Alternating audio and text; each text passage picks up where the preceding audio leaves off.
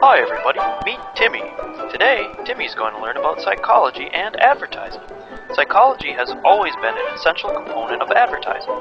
Advertising's main functions are to inform, persuade, and influence. Today, we'll be focusing on persuasion. One of the most widely accepted models of persuasion that is often associated with advertising is the elaboration likelihood model.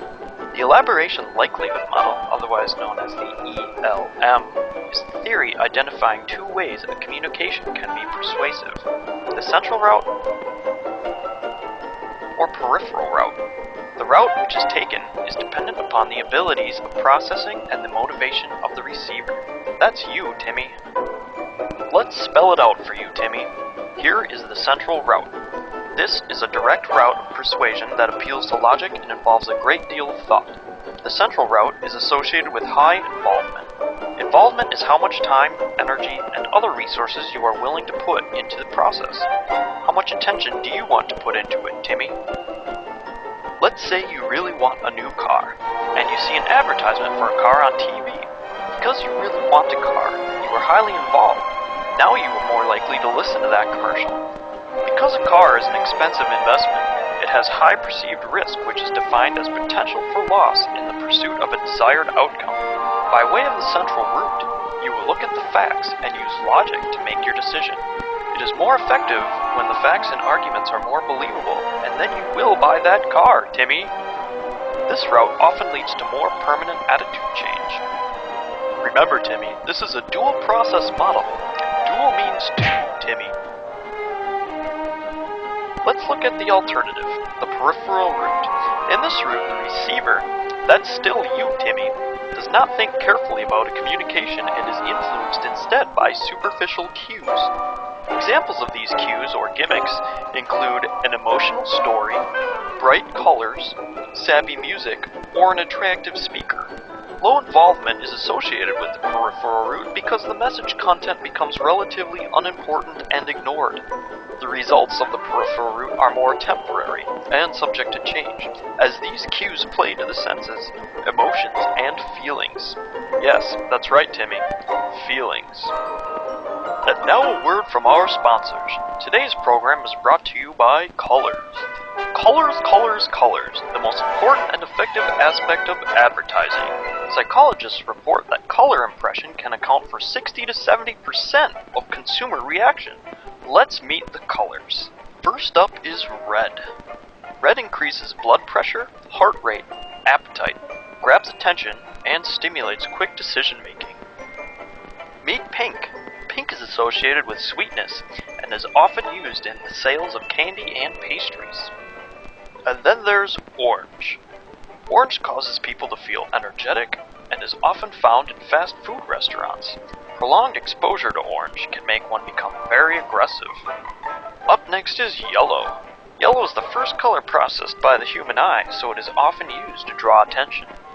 Say hi to green. Green is a relaxing color often found in hospitals.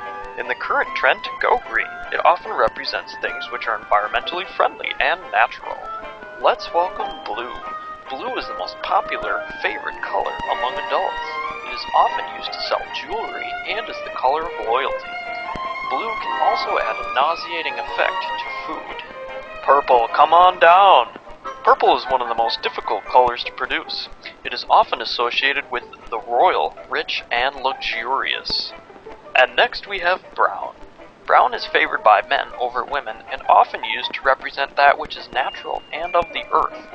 Brown represents solidity and strength. And here comes black. Black represents power, sophistication, and formality. It's used to make other colors pop and a preferred color for type for increased readability. And finally there's white. White represents cleanliness and purity to many people. White can also imply simplicity, newness, and high technology. And next time you need to advertise, remember what colors can do for you. And now back to Timmy and his feelings. You see, Timmy, your feelings have a huge impact on how you're persuaded and how you spend your money. The ultimate goal of advertising. Feelings can also be referred to as affect.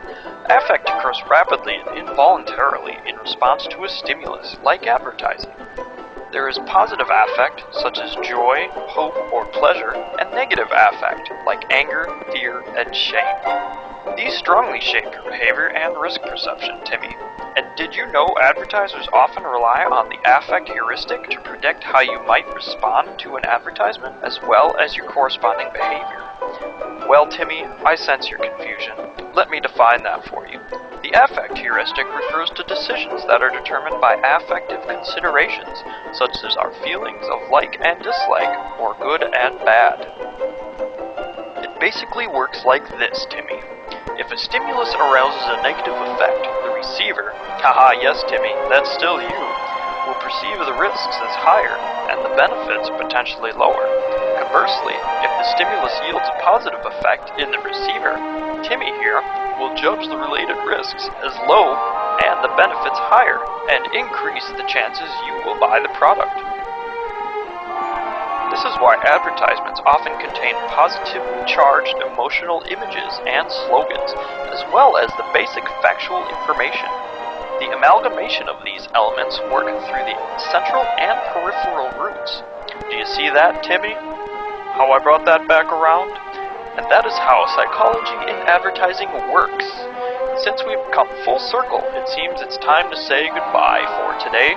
Say goodbye, Timmy, and join us next time to find out what else Timmy can learn.